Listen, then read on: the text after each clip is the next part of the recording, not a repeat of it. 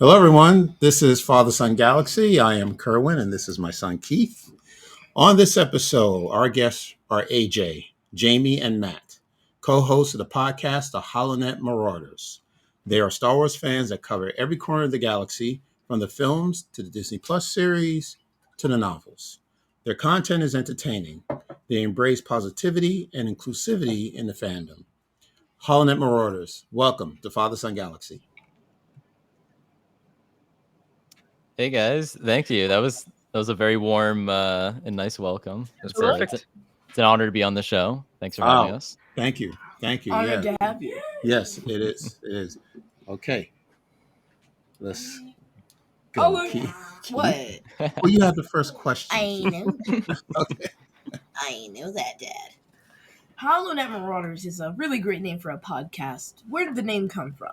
Oh, I love this question. I genuinely love this question so much. I bet you do. So, yes, it's my favorite thing we get asked, actually. So the HoloNet within Star Wars is the same term for the internet, right? So I wanted something that was like broadcasting across the airwaves for that. But also, I just love space pirates, and like one of my favorite characters is Enfys Nest. And then it kind of turned into the character Sidon Ithano, who's like, he has the red helmet in The Force Awakens, and he's also known as like a marauder. And so it really just like evolved into HoloNet Marauders. And I love it. I still think about it every day. Thank you. Yeah. So I don't know, like, I guess there's probably a little extra to that, right? Like, you came up with the name. Yeah. But I remember we were all kind of sitting around one day thinking about like if we could do a podcast for Star Wars, and maybe you guys are going to ask how we got started or something, but like I remember Jamie was like, oh, I have this name ready. Yeah, I literally came up with the name, made an email, made all the social media, didn't know what I was doing with it yet, but I knew I wanted to do something, so we just used it from there. Yeah, it was ready to go. Awesome. How did you come up with the idea to create a podcast? There it is. So I don't know, like we all, Jamie and I are together. We're a couple, and Matt we went to college with, so we became friends with him at college. And we were like, Jamie and I were obviously very close, and Matt was like a good friend, but he wasn't like, we knew him, but we didn't like hang out with him like a lot of the time. Not all the time. Not during school. Their loss. So, yeah, our loss. We missed out on a few years with Matt there. So after college, we were getting ready for Star Wars Celebration Chicago 2019, and Matt, like you can probably share this part, but we were going with our friend Shelby, who we also went to college with, and Shelby was a mutual friend of Matt as well. And Matt, if you want to take this, like you know, we invited you, but you were like, I don't know if I'll go. So yeah, that was. I mean, it's really funny to think about how different my life would have been if I wasn't, because it was a last minute decision where they just messaged me and were like, you should go to Star Wars Celebration in Chicago 2019. And I said, no, definitely not. And then I took like a second. I was like, maybe I could. And then it kind of evolved from there until I was like on the phone with my dad, pacing around outside where I work going, should I go? Should I go to Chicago? So it is really funny that one, it was like a split second decision made within 10 minutes. That completely changed the trajectory of like my entire life up to this point. Because obviously then, you know, we did go to Celebration, and we wanted to do a pre-celebration kind of like show, like a video. We were producing it for at the time, our friend Shelby worked for a local TV station, so we were going to produce a little Star Wars talk show for her because she needed content. So we drove to where she was. I hitched a ride, and all the way down, we just talked Star Wars, and we realized like we just clicked. We just kept clicking on like everything, one after the other after the other. Yeah. By the time we went down there, you know, we had already had like 3 hours worth of conversations about Star Wars before we even had an hour-long conversation in front of the cameras. By then, we were just kind of rolling along, and it ended up. So we made it to Celebration in 2019, and then just seeing the ambiance of everyone around you as a Star Wars fan, and we're like, you know what? We should continue to like talk Star Wars and try to like talk Star Wars with other people as well. And like HoloNet Marauders as a podcast kind of just like flowed naturally from there. And we started officially doing it in early 2020 or late 20. I don't know. Sometime during that year. That was Mando season 2 was the first thing we covered. Yeah. I remember we kind of started out as like a blog. I was 'cause we about to didn't- say you're forgetting the blog. we started out as a We blog, forget and the then blog. we were like, let's just do a podcast. This is kind of more fun and maybe better content. And I remember Matt on that drive down to Shelby, you were saying like, oh, this is after Last Jedi, so there's a lot of negativity in the fandom and division, and we're like, we just want to do something positive and kind of maybe create a positive community, a pocket in the community that people can enjoy, and that was a big part of what we wanted to do as well. And it's Right. kind of crazy to see that we've like done that, 3 years Yeah. later, and we're doing it, and it's still building. Yeah, it is crazy. Seems like a lot of new podcasters did start around 2020 because of the pandemic. Oh yeah. You know, yeah, it's very similar to our story. We started in 2021, but it just began with us watching. It was the first season of The Mandalorian that we would watch on a weekly basis, and then the next day, Keith and I will sit and discuss the episode At the dinner table. at the dinner table. Right? And Yeah. Mom decided Facebook content, so she Yes. posted that on her Facebook. Yes. She recorded us talking, having a conversation, and she uploaded it to Facebook, and, we got a positive response from it. And, and then Tanya said, well, you guys should do a podcast. And here we are 2 years later. Yeah. I love that. That's great. Yeah, I love it. Yeah. There's more in between, but Yeah, there's a lot more. we say that like every interview. Yeah. So this is not about us. It's If about you don't know by now, you're in trouble. This was on the exam, everybody. I'm taking So I want notes. to talk about Boston. So you live in Boston currently. Did you grow up in Boston? The guys did. I grew up in Connecticut, but I moved up here for school. So that's just how it happens and most of the time where we go to college. Sometimes you just like live in the area after. But yeah. Yeah. So you graduated from college and you decided to stay. Yep. Nice. Yeah. Nice. And then Matt and AJ. So talk about, well, the three of you also, well, obviously, talk about how you were introduced to Star Wars and some of your favorite childhood memories growing up in Boston and Oh Connecticut. boy. Yeah, these are always. I guess Matt has a lot to say on that, and maybe he'll tell a couple stories that he has that are wild. Not really, but sort of. But for me, I don't know. It's pretty basic. Like my dad and my brother introduced me to Star Wars when I was younger, and then when Phantom Menace was coming out, I was 6 years old, 5 or 6 years old when that was coming out. And one thing about me, like you can probably see behind me, I have a lot of Phantom Menace memorabilia. I have this big N1 Starfighter. I love the Phantom Menace. I guess it was my Star Wars movie, like 5, 6 years old. First one I saw in the theater. And one thing I really love is the Taco Bell toys that came out around then. I don't know if you remember that. Crazy time, the fast food toys around it, all the merch. I just have so much nostalgia for that. And then from there, it just skyrocketed with the prequels as they went along. And then when the sequels came out when we were in college, that's when Jamie and I were kind of together, and we enjoyed those a lot together. And that's why I have so much love for those movies as well, because it reignited my Star Wars passion and love for it, and I got to enjoy those with Jamie. And now Jamie kind of has a piece of that story as well that she can tell. Yeah, I'll jump in quick. So like I as a kid, I wasn't actually super into Star Wars like at all. I knew of it, but I didn't grow up with it, which is like wild to say. For most people, I have a vivid memory in 2005 of going to a drive-in and seeing Madagascar, and then on the other screen was Revenge of the Sith. I remember that. But I didn't actually I wasn't into it as a kid.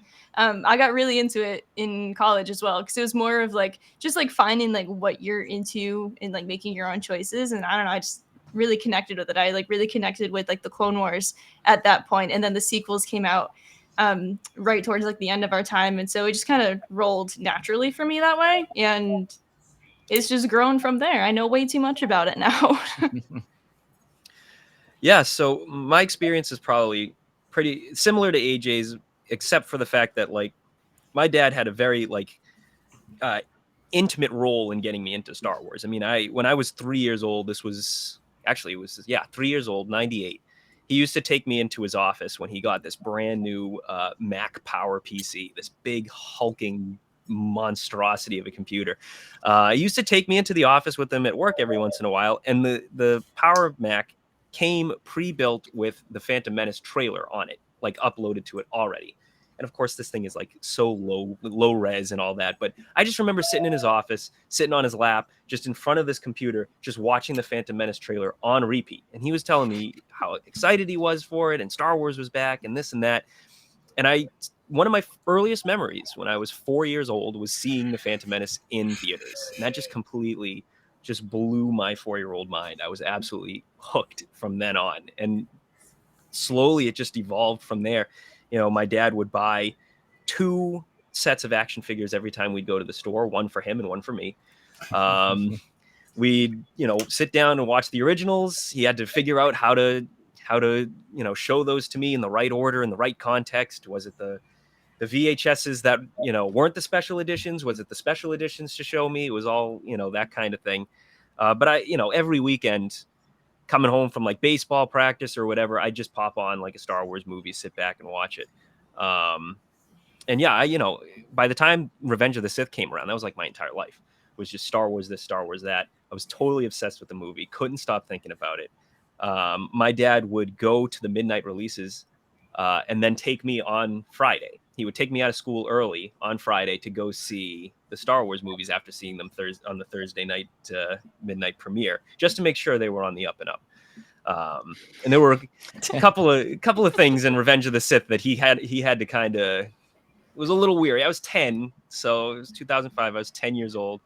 But I remember during the Darth Vader scene, he blocked my eyes for the Dooku decapitation. Didn't see that. Didn't know Dooku got decapitated for years afterwards, if I'm being completely honest, because it was like, but the one thing that I would not let him do was block my eyes when Vader was, going through his whole transformation. Because that was the one thing, when I was a kid, that was the one thing I was obsessed with. How does Anakin become Vader? What happens? How does that happen? Because I didn't know anything about it. I know George said back in like the 70s or 80s that Obi-Wan and Anakin fought on a volcano and all that, but I didn't know any of that. So by the time he goes to cover my eyes in the theater, I'm swatting his hand away. I'm doing dances. I'm trying to avoid so I can see this man burst into flames in front of me on the screen as a 10-year-old, just dying for that. I was like, oh my goodness, I got to see this. Definitely worth it. 100%. Changed your life. Changed my life. That's that. And then the decision to go to Star Wars Celebration 2019 were the 2 biggest moments in my life. There you go. But yeah, by the time 2015 rolled around, I had always, I'd been a Star Wars fan in high school and all that. But being in college and then having Star Wars mania like kick back up in the pop culture was just a blast. It's just a fun time where you could go to the store and just buy lightsabers and just like run around on the quad at college and like lightsaber fight. Like it's like at that point you didn't care, you didn't care about that being like a nerd. You just had fun. And we used to do that all the time. It was just a lot of fun. Yeah. And ever since then, I've been hooked again. Yeah. I can understand that. I think, Keith, Revenge of the Sith was the last film you saw, right? You saw the original. I haven't even seen it yet. Oh, you still haven't seen it yet. I'm sorry I spoiled it. Oh my God. No. But I know everything that happens. Yeah. Okay. And I haven't seen it. Dooku's head turned into a bouncy ball, though. Yes, it does. Yeah. It does. That was disturbing. Yeah, and that was intentional because I know that one was, of all the other Star Wars films, that one was the most intense. For sure. Most violent. I didn't want, to force Keith to see it, so he'll just watch it whenever he's ready to watch it. But he's heard about it by now, so it's not a big deal. But so he's seen them all except for that one. I don't appreciate Anakin's war crimes against the young. Yeah, and that's a good point. I don't appreciate that. I understand that. Yeah, It's a rough scene. I think the younglings thank you too. Yeah, I agree with that. All right. I'm glad Obi-Wan decided to throw a bonfire for Anakin and then throw him into the bonfire.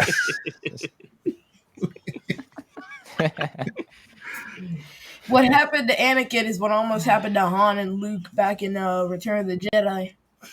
Yeah, when Han was cooked. almost roasted. Yeah, that's true. I bet the Ewoks would have been pretty jazzed to be on Mustafar. Oh yeah. I'm sure they would have enjoyed that. I hadn't even thought of that. So I want to talk about Boston because that's where we met. We were at the Fan Expo back in August. You were on the podcast stage. I don't know how many other times you've been on the stage, but what do you find the most challenging being on the creator stage or the podcast stage? For doing a live show, honestly, for us, one of the biggest challenges for me is to tell my friends to make sure that they show up. Just to be like, hey guys, like I posted, please show up, and I like spend half the time I'm at the convention being like, please come to our panel. And usually we get a really good turnout from that, and it's like, whew, it just makes it feel more worth it. For me personally, I'm not scared of like public speaking and doing like a live show. I actually feel more comfortable like talking in front of like a big crowd than I do to like one person usually if I don't know who they are. So like that part I'm fine with, but I know that like everybody else on our little squad here sometimes is like Yeah, That's my I'm thing. gonna raise my hand in my own podcast. I like speaking when people don't force me to speak. Like when I have to give a presentation in school, I'm silent. But when I'm doing a live stream, because I want to do a live stream, yeah. It's different when it's something that you love. That's something that I've realized over the years between like doing projects at school and then moving into this. If it's a subject that I absolutely love, I can talk about it for forever. I don't need any preparation. I can just speak about it. And that's a super important skill. And I love how like I've been able to like translate it over to doing that in this podcast as well. Yeah. And Go sorry. ahead. I ahead, would AJ. say as far as doing the live shows, we've done them at Fan Expo, PAX East, another video game conference in Boston that we have. And I get to what Jamie was saying, like I'm always afraid like no one will show up, and like, oh, we joke around like we'll just be talking to empty seats. But then like sometimes we'll get like, I think we had like 70, 80 people at once, and it was like, oh my Yeah. goodness. The PAX one was over 100. And yeah, that it was was- like afterwards wild. I was like, oh. yeah, we really gotta get into gaming. I have like a bucket list of video games we gotta play. Like first of all, we have to play the absolute classic Lego Star Wars: The Complete Saga. Oh, yeah. First 6 films. I beat it on mobile and got all the DLCs. I Oh, did wow. the exact same thing with the Force Awakens and also with Lego Marvel Superheroes. So that's 3 games right there. Bought everything. The only issue is it's mobile and you're leaving out a whole array of characters there. Plus, we also can't get the original Batman game, but I played the second and third one. I maxed out the third one. So we got to Wow. play all of those. And then we got to play Lego Marvel Avengers and Lego Marvel Superheroes 2. And then Lego Star Wars The Force Awakens, and then the Complete Saga, because I said that already. And then the Skywalker Saga, which has everything. And it's got a bunch of DLCs for like Andor and Mando, and I think Ahsoka's DLC's coming soon. So Yeah. Yeah, you guys got quite the list. Love the Lego You better games. get yeah, on that. all we need is that PS4, Dad. Come on, Dad. That's all this was led up to. Just listed That's off it. all of them. Okay. It was all All applause. right, I Figured see. it'd be better with an audience to back me up. Ah, how about I will that? say That is smart. there is a DLC in Lego Force Awakens that is a little Sidon Ithano side story. There So is, you yeah. can play as the Crimson Corsair running around. mascot. So that's a lot Our of fun. It's mascot. how Yeah, Yeah. I forgot about that. that's There's a also fun little another one. one where it's like Han Solo and Chewbacca smuggling Raftars. Yeah. Backstory for that mission. Yeah. Yeah. And there was one with Poe, I think. I think he had one of those. I think there might be one extra one. Yeah, I there love the was Lego one. games. He was escaping some elaborate thingamabobber with the Dianoga in it. I think I remember You that. know, like- I think I recognize what you're talking about, but I can't think of what it Yeah. is off the top of my head. Yeah, and there was also Return of the Jedi. Now, Matt, as far as the podcast stage, do you find anything challenging being on the stage? Or enjoyable. I get scared to talk in public like 5 minutes before we go on. Yeah. Other than that, I mean, look, people can't throw rotten vegetables at you from a computer screen. So it's easier to talk in a computer screen than it is to talk in front of actual people. But once you get on stage, it's fun. Having other people on stage with you. I mean, if I was doing this alone, no way. Yeah. No that'd be way. tough. Couldn't do that. Yeah. But if there's ever like a lull or a pause, I can just pass it on to someone else. No, it's I will say, Matt, he he claims he gets nervous about public speaking, but I think he's the funniest one. Maybe it's like the pressure of the audience forces the jokes out of him, but he's like the funniest one on the stage when I we're doing use humor stuff, to I agree. mask the pain. And we missed him at Fan Expo Boston this year. I so know. It was tough. I know. I hope Oh, well. hope I make it next year. I think I will. Yeah. You have a good point as far as, being on the podcast stage in your own city, that you could call up your friends and say, hey, we're going to be at the expo. Come on out and, pass out some tickets maybe, which was cool because we did the same thing in Philadelphia and we had a good turnout. Yeah. We had an awesome crowd in Philly and Boston. Right.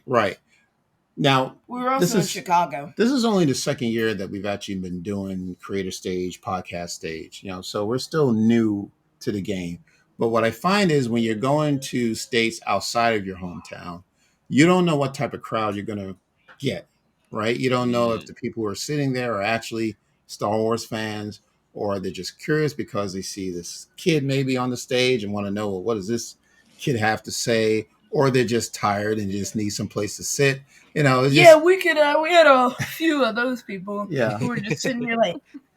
Yeah, I know you can't take it personally when somebody's either like asleep or they get up and leave. It's just They walk some away. Just people- use the force and some grab people just the need to phone and be sit. like, "You'll get this back when class is over." just like we do, right?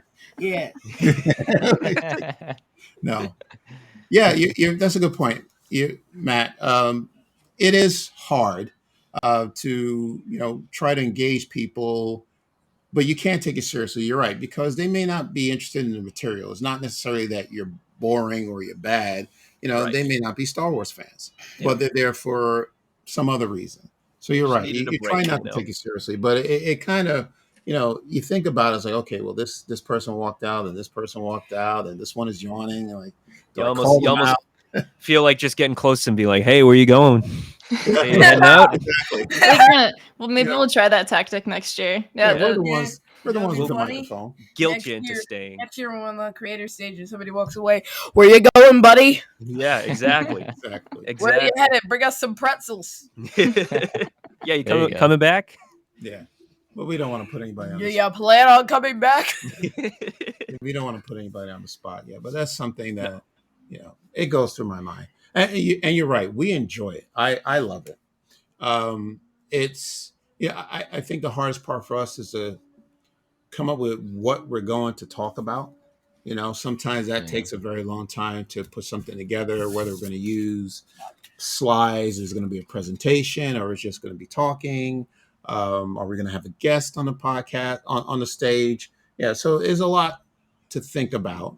And if something that we want to do on an annual basis and we're going to multiple cities in a year, well, do you do the same material in every city or do you change it up? It's just a lot of planning and preparation behind the scenes. So just want to know, what are your tips or your suggestions? If you're out there going to different cities, how do you decide what your material is going to be? Or how do you come up, how do you come up and get together and figure out what the conversation is going to be about? What's your topic's going to be?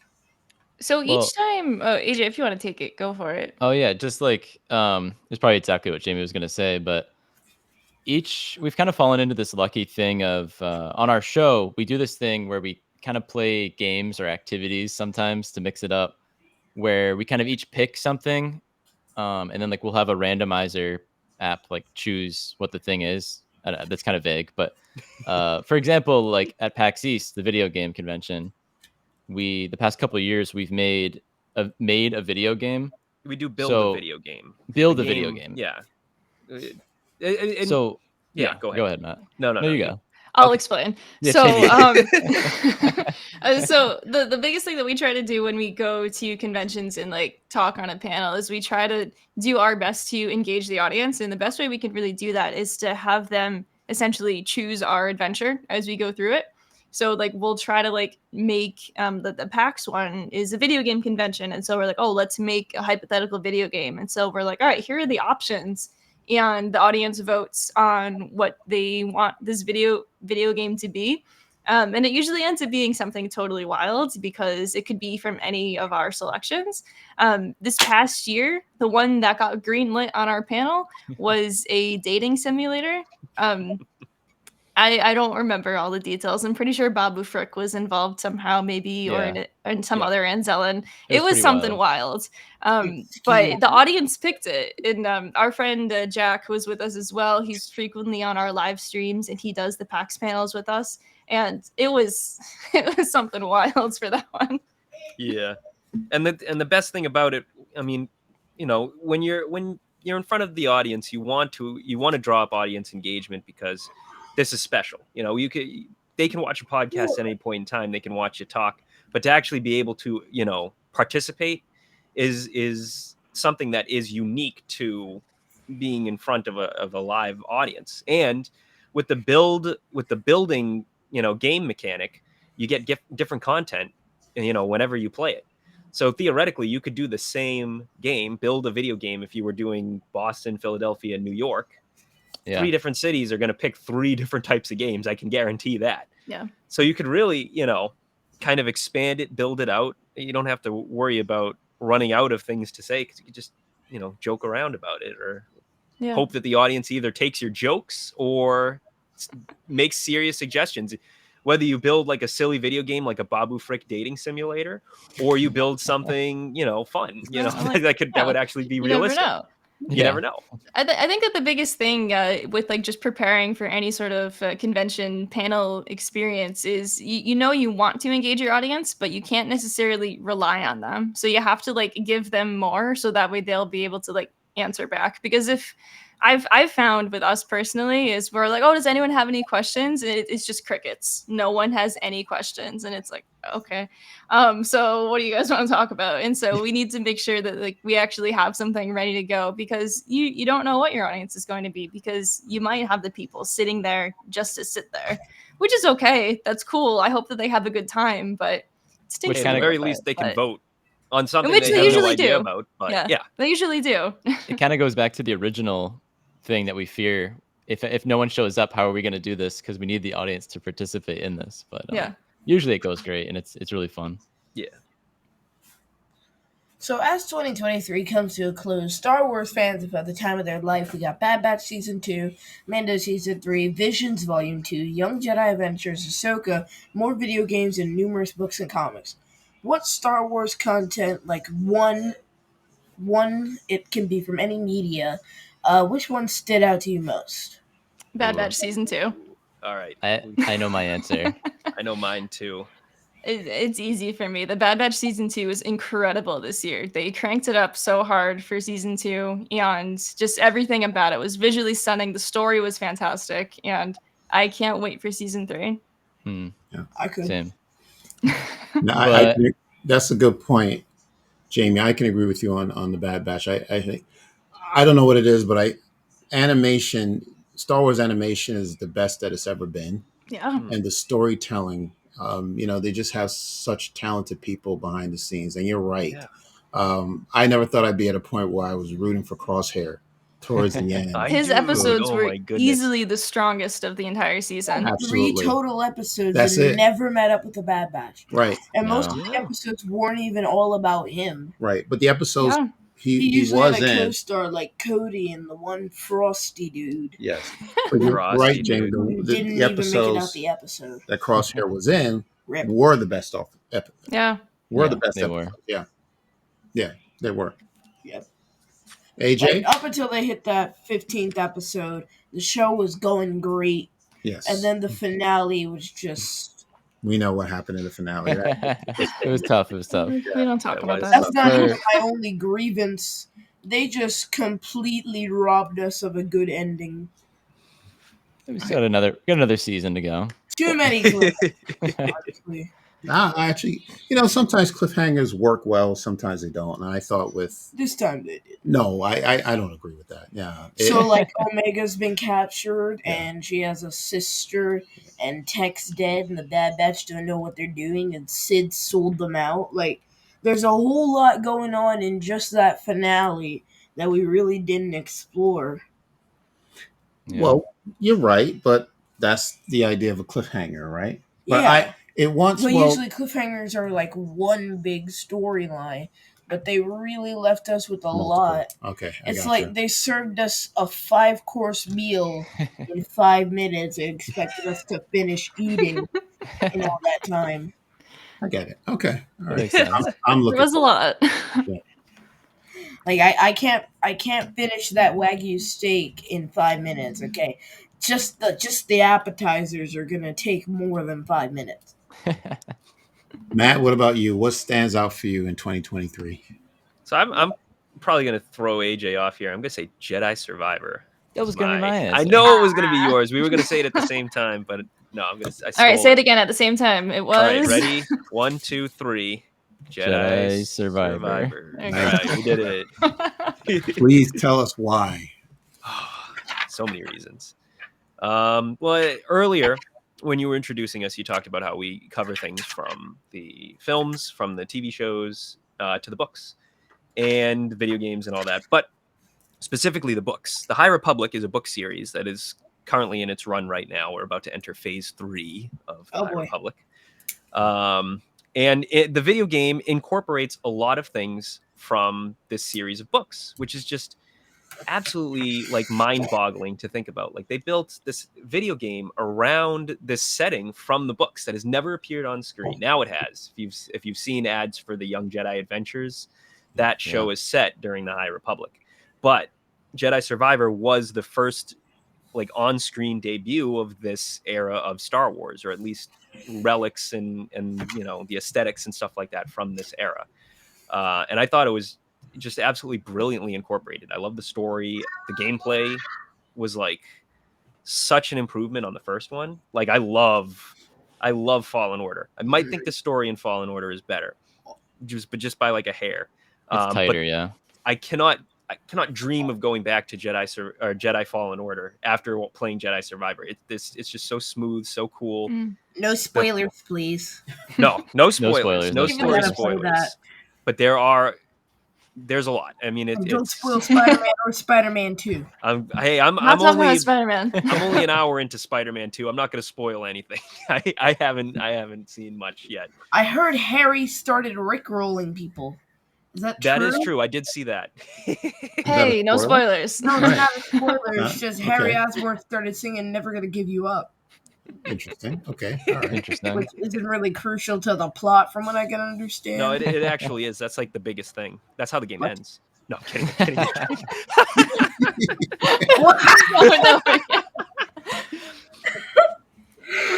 That's the bonus credit scene. No one was lying when they said you were the funniest part of the show. Yeah, he is. He really is. God. I mean, people, please.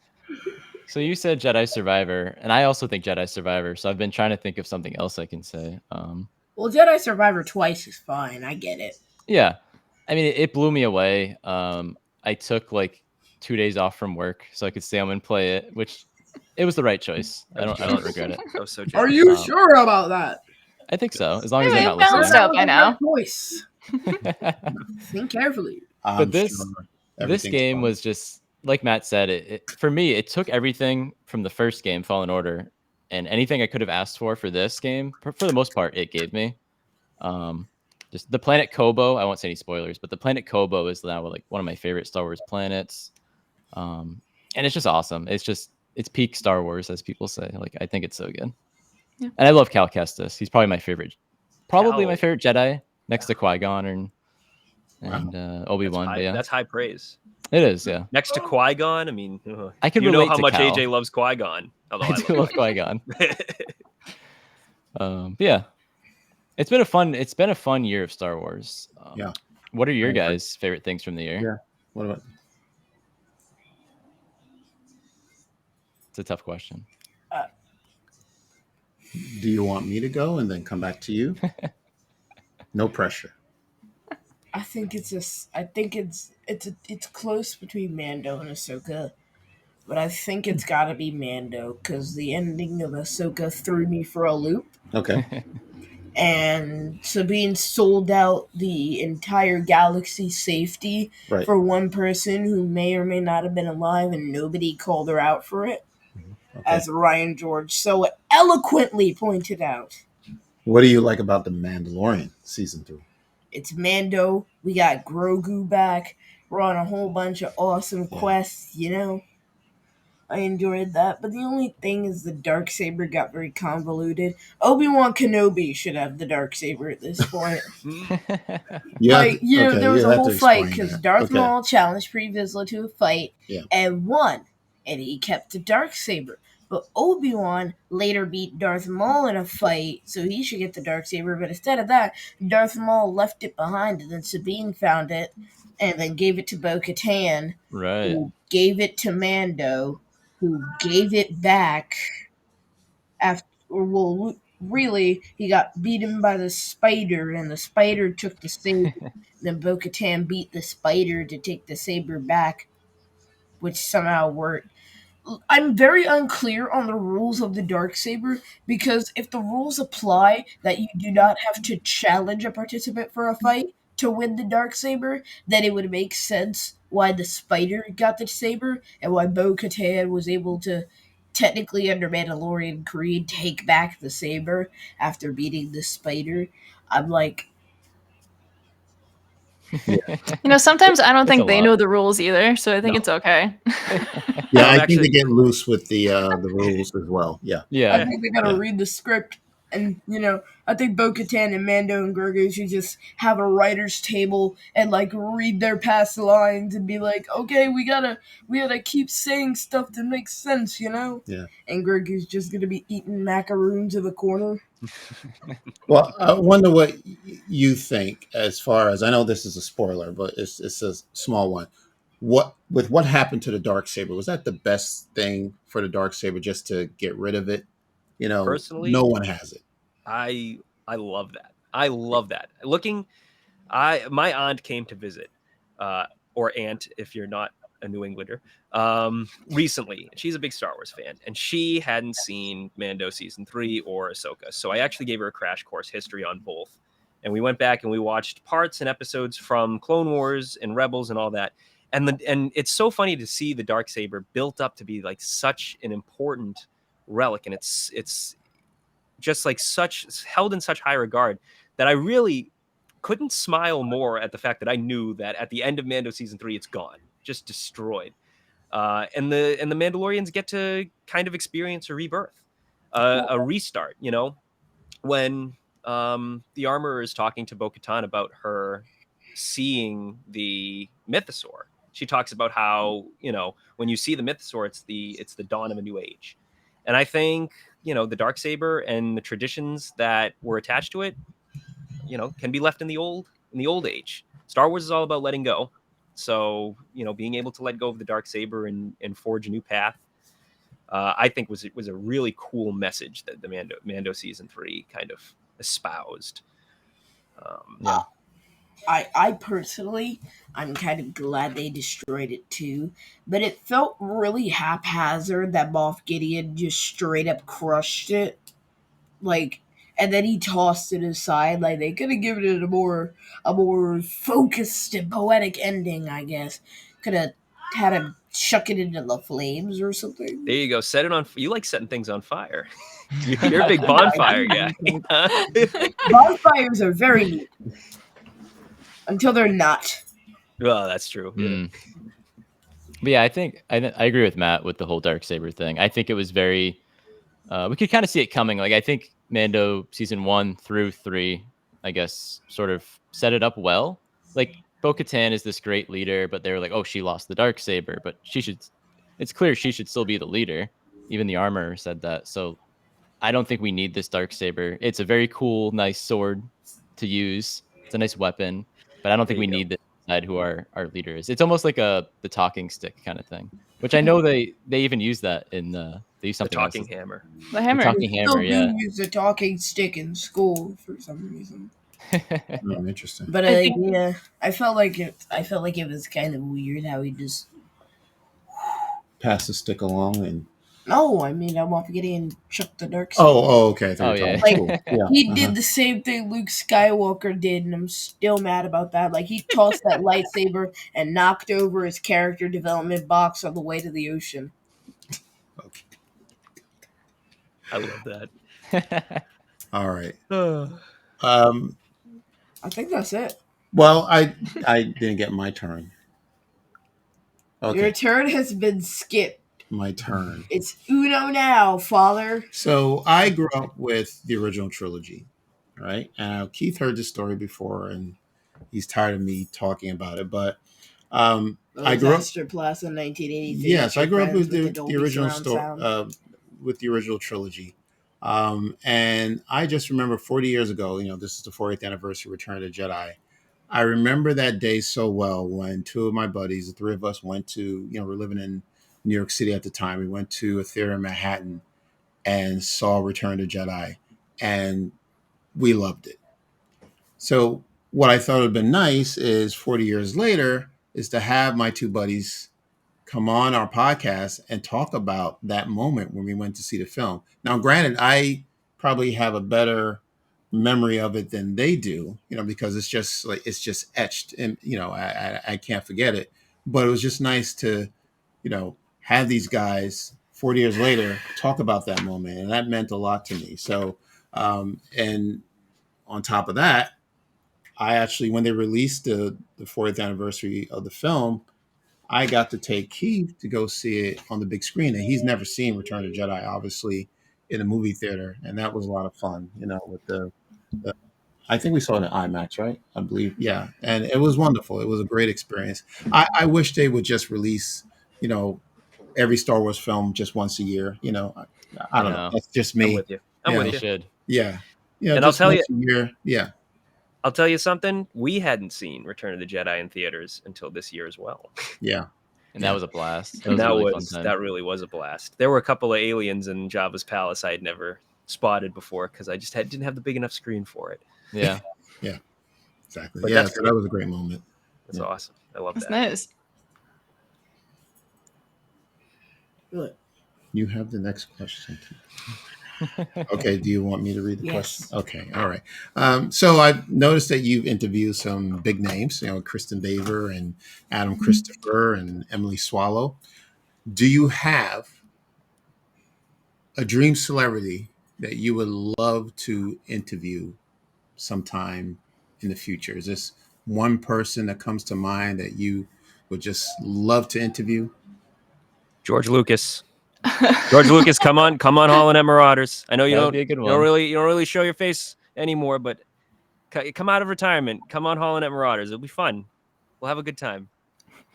I'm Yeah. gonna do it. Build a game with George Lucas. Now that Oh my He would have a god. blast. that would be perfect. I'm gonna do a two-parter answer, one actor and then one someone else, because I feel like actor is like a pipe dream. Emily Swallow coming on our show was a huge coincidence. It was through a friend, and she was promoting the charity that she supports, Voices Against Cancer. So we were just, that was just like a stroke of luck. But I think for me, actor-wise, I would love if we could eventually somehow get Timothy Oliphant. He's Cobb Vanth, because Be a that would good just one. be wild. In so many ways, but I don't think he does anything ever, so I don't think that's gonna happen. But author-wise, I would love to have Kevin Scott on our show. I've talked to him Yeah. before through doing an interview with him for the Rebel Legion, but he's never been on HoloNet Marauders, and I would love to talk to them because I was reading one of his books last night, and I had a genuine moment of, oh, Kevin, why would you put this in here? And I'm like, why am I doing this? So That's a good one. I think I would, me being a big sequel fan and Ray and Kylo fan, I think Adam Driver would be a good one because he doesn't do a lot of interviews. I think That's it, folks. We want Timothy That's Oliphant and Adam Driver on the I show. love it. You were saying like dream scenario, right? So Yes. like, Yes, exactly. I think he goes into great detail when talking about his work. So I think that would just be really cool. And he can get a little goofy. But I think Daisy Ridley would be a blast to interview. Oh, yeah. Like she seems like so much fun. Yeah. Who else would be good? I feel like Carl Weathers is like a random one that comes to mind. yeah. Like yeah. he just has a blast with everything. I would love to, and as an actor and kind of a director now, he'd be really cool to talk to in that regard. So Oh, Yeah. fun. that'd be really fun. There it is. We had the honor of taking a picture with Giancarlo Esposito. Oh. Awesome. You know what? He said, "Young man," to me, and he gave me a handshake and smiled for the picture. Oh. He's so And great. Mom That's was like, awesome. Oh man, I would have had the same reaction if Giancarlo Esposito looked at me and said, "Young man." AJ and I were able to meet him at one of the conventions. We met him. Matt wasn't with us, but our friend Jack was with us. Jack was in his full Din Djarin armor, and he had the Darksaber. And so he like handed the Darksaber to Giancarlo to use, and he's literally staring at it. And Giancarlo Esposito didn't know how to turn it on. So I like, thought he was gonna say, I thought I destroyed this. well, it was before that. yeah. It was before that. But so we had to tell him how to turn on the Darksaber at that point in time. See, Which was a lore. moment. He's a pretender. That's pretty good. I know at one point we were hoping that maybe during the Mandalorian press junket that we would get to interview Pedro Pascal, but that didn't happen. He wasn't even on set. Yeah. He was too busy being another foster father to a wayward kid during a time of need. Yeah. But that didn't happen.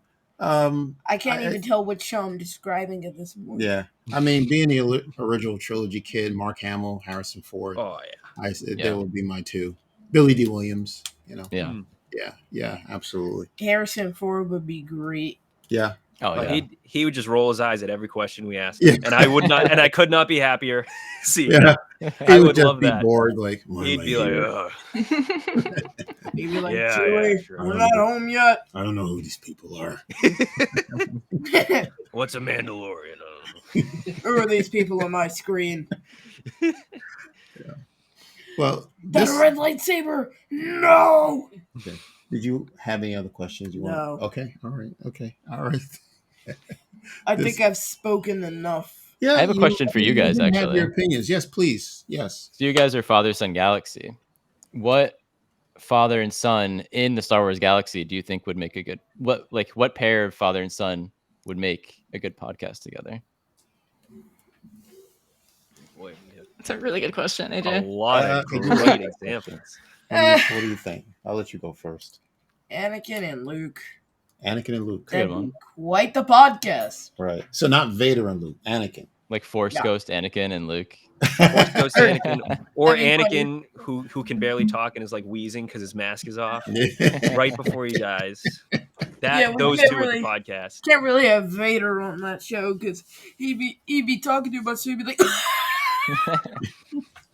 son, grab the mask. Like, Oh my goodness. Vader would be coughing out every sentence. He has all that smog in his lungs, you know. Yeah. They were Oh, yeah. cutting down the truffle trees, and he just so happened to be nearby when they burned them. That Onceler. That's a good one. Let's see. Father and son. Well, the one that comes to mind is Grogu and Din Djarin. And I know. He wouldn't even be talking; he'd just be sitting on camera eating. Well, macaroons. right. Yeah. You would have to absolutely watch them on YouTube because you There you couldn't hear Grogu. You have to see him. And he doesn't have to say anything. He just has to sit there and just be cute. I'm sure Yeah. everybody would watch it. Yeah. And Din is doing all the talking. And Grogu's not paying attention. He's levitating things, and you see food flying around while, You know what? while Din is They trying should- to have a conversation. They should make that an SNL skit. If they could get Pete Davidson to do his own version of "I'm Just Ken," I mean, I'm sure they could get Pedro Pascal to form a 3-minute podcast episode with Grogu levitating stuff. Perfect. Maybe. That's a good idea. If you want, I'm pretty good at masking shots. Studio. He's good. Yeah, he's a pro. Man, that's Yeah. awesome. I love that. Yeah, Come on, I'm waiting. ILM, if that's you're a great listening, question. please. All right, thank you. I'm here. This has been so much fun. Thank you so much. Oh yeah, Matt, of course. Jamie, AJ, thank you so much. HoloNet Marauders. Where can people find you? So wherever on social media at HoloNet Marauders, and some pages on Twitter, it's just at HoloNet Marauder. There's no S, 'cause it would have been too long. But everywhere, we're social media, youtube.com/HoloNet Marauders. Awesome. And thanks again so much for having us. Like this was Absolutely. Yeah, thank you so when much. you reached out to us, I was like, I can't wait to do this. No, this is Absolutely. We had to have you on. So this was wonderful. You can find us wherever you get your podcasts, our socials, our Facebook, Twitter, and Instagram at Father's Day Galaxy, website fathersdaygalaxy.com. Check out our merch store, fathersdaygalaxy.myspreadshirt.com. Please donate to our Patreon page, patreon.com/fathersdaygalaxy. We are trying to go to Japan, bring you guys all that fresh new content.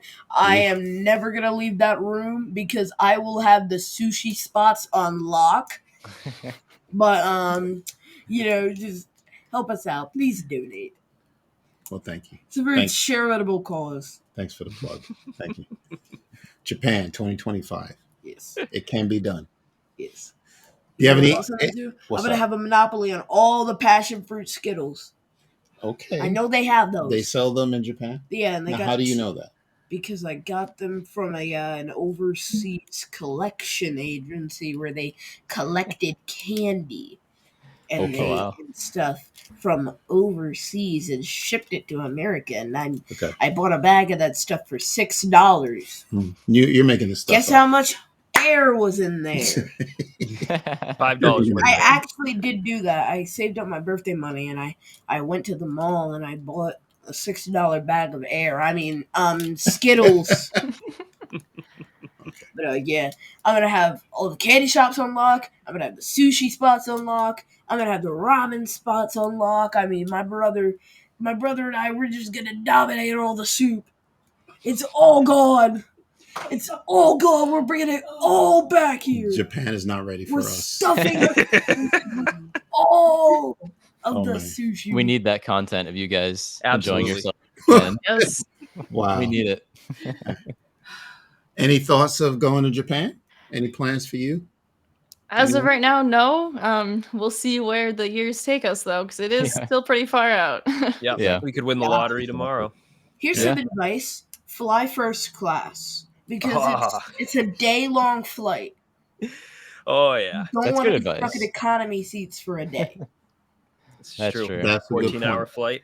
Yeah. Actually, it's like 17. So. Is it 17? Okay. Yeah. Knowing me, I will not get a lick of sleep, and then as soon as we get to the hotel, I'm just going to be knocked out for the rest of the day. All right. Well, we have never been to Japan before, so I can't wait. We'll see. We'll see. Same. All right. Thank you so much, everyone. Thank you. HoloNet Marauders. All right. Until next time, take care. And we will see you again.